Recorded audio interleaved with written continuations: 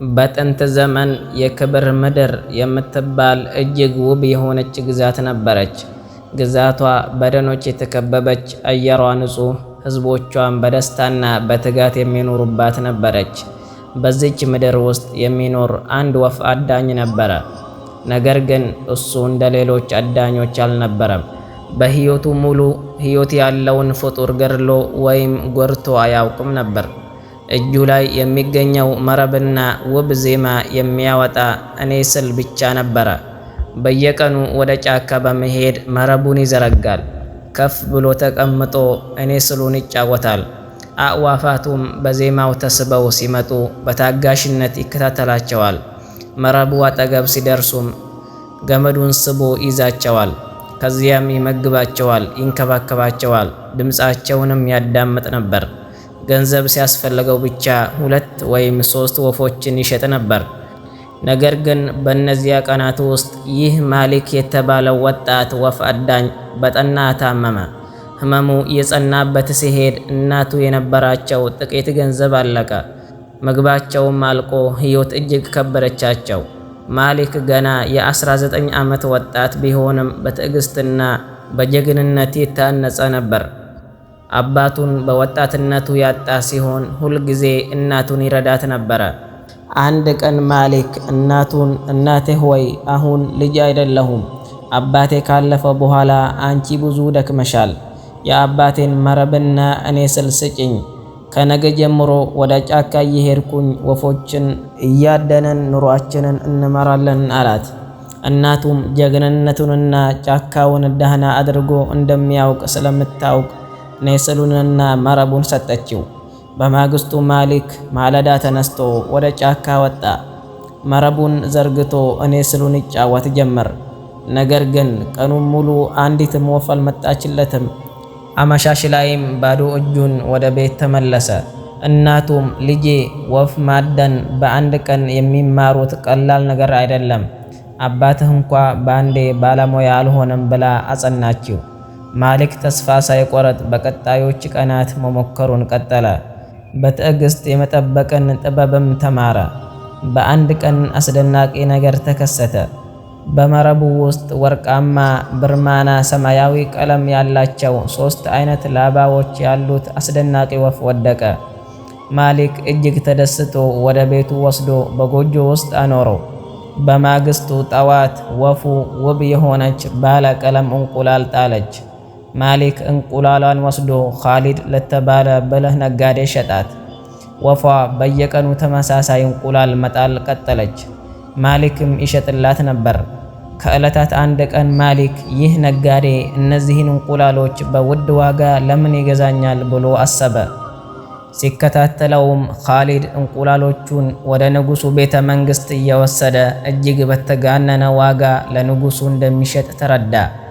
ማሊክም ለምን እኔ ራሴ ወደ ንጉሱ ሂጄ አልሸጥም ብሎ በማሰብ ቀጥታ ወደ ንጉሱ በመሄድ በአንድ እንቁላል 100 ሩፒ ማግኘት ጀመረ። ነጋዴው ኻሊድ ማሊክ በቀጥታ ለንጉሱ መሸጡን ሲያውቅ እጅግ ተናደደ። ማሊክን የሚያስተምርበትን ተንኮል ማሰብ ጀመረ። ወደ ንጉሱ ሄዶ ንጉሥ ሆይ ይህ እንቁላል ይህን ያህል ዋጋ የለውም። ማሊክ እጅግ አስደናቂ የሆነች ወፍ ስላለው ነው አለው። ንጉሱም ወዲያውኑ ወፏ እንድትመጣ አዘዘ። ማሊክ የኻሊድ ተንኮል እንደሆነ ቢገባውም ወፏን ሰጠ። ነገር ግን ተስፋ ሳይቆረጥ መረቡንና ኔስሉን ይዞ እንደገና ወደ ጫካ ገባ። በዜማው ልዩ ልዩ ወፎችን እያደነ በመሸጥ በመንደሩ ሁሉ ታዋቂ ሆነ። ኻሊድ ይህን ሲመለከት በምቀኝነት ተቃጠለ። ወደ ንጉሱ ሄዶ ማሊክ ድግምት ያደርጋል፣ ወፏም ብቻዋን ስትሆን ታዝናለች። ማሊክ ሌላ ተመሳሳይ ወፍ አድኖ ማምጣት አለበት አለው። ንጉሱም አእምሮ ደካማ ስለነበረ ማሊክን ጠርቶ በ30 ቀናት ውስጥ ተመሳሳይ ወፍ ካላመጣህ ትልቅ አደጋ ይደርስብሃል ሲል ዛተበት። ማሊክ ተጨነቀ። ነገር ግን ተስፋ ሳይቆርጥ ወደ ጫካ በመሄድ በከፍተኛ ድካም ሁለተኛዋን አስደናቂ ወፍ አድኖ አመጣ። ንጉሱ ወፏን ተቀበለ እንጂ ምንም ክፍያ አልሰጠውም ነበር።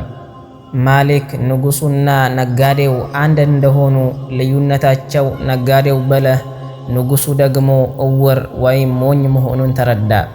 ኻሊድ ማሊክ አሁንም ማሸነፉን ሲመለከት ፈራ። ማሊክ በቀል ያደርግብኛል ብሎ በመስጋት የበለጠ ወጥመድ አዘጋጀ። ንጉሥ ሆይ ይህች ወፍ በዓመት አንድ ጊዜ ረይሃን የምትባል አበባ ካላሸተተች ትሞታለች። እሷ ደግሞ የምትገኘው በዱር አራዊት ሰይጣን አትክልት ቦታ ውስጥ ነው። ይህን ማድረግ የሚችለው ደግሞ ማሊክ ብቻ ነው አለው። ንጉሱም ማሊክን አስጠርቶ አበባዋን ካላመጣህና ወፎቹ ከሞቱ እገልሃለሁ አለው። ማሊክ ተክዞ ወደ ቤቱ ተመለሰ። በመንደሩ ውስጥ ሁሉንም ነገር የሚያውቅ አንድ ጥበበኛ አዛውንት ነበረ። ማሊክ ወደሱ ሄዶ አማከረው። ጥበበኛውም እውነት ነው፣ ወፎቹ በጸደይ ወቅት ያችን አበባ ለማሽተት ይመጣሉ፣ ነገር ግን ቦታው አደገኛ ነው ብሎ መንገዱን ጠቆመው። በማግስቱ ማሊክ ወደ ሰይጣኑ አትክልት ስፍራ አመራ። ቦታው ደርሶ ተሸሽጎ ሳለ አራዊቱና ሰይጣኑ ለአደን ሲወጡ ተመለከተ። ወደ አትክልቱ ስፍራ ሲገባ እጅግ ውብ የሆኑ አበቦችንና ቤተ መንግሥት አገኘ። በቤተ መንግሥቱ ውስጥ 40 ክፍሎች ነበሩ። በ40ኛው ክፍል ውስጥ የለቅሶ ድምፅ ይሰማ ነበር። ምንጣፉን ሲያነሳ መሬት ውስጥ መሰላል አገኘ።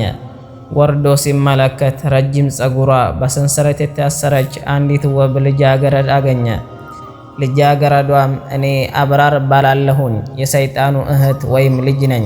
እዚህ ከታሰርኩኝ ቆይቻለሁ። ፈጥነህ ውጣ፣ አራዊቱ ከመጡ ይገርሉሃል አለችው።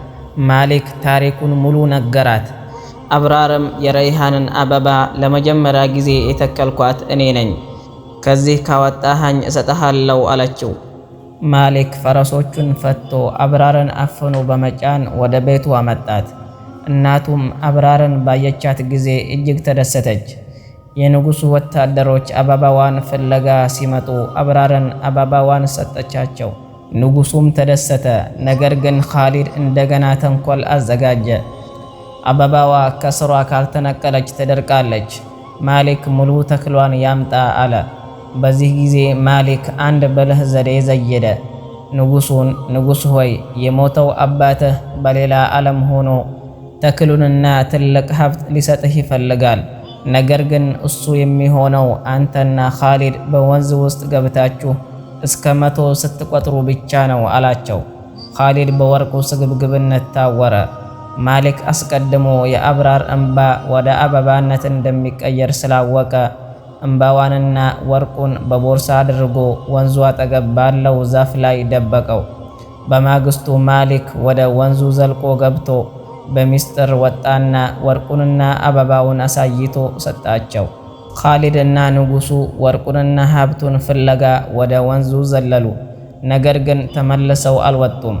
ከቀናት በኋላ ሬሳቸው ውሃ ላይ ተንሳፎ ተገኘ። በዚህ መልኩ ስግብግብነትና እውርነት ተገቢውን ቅጣት አገኙ።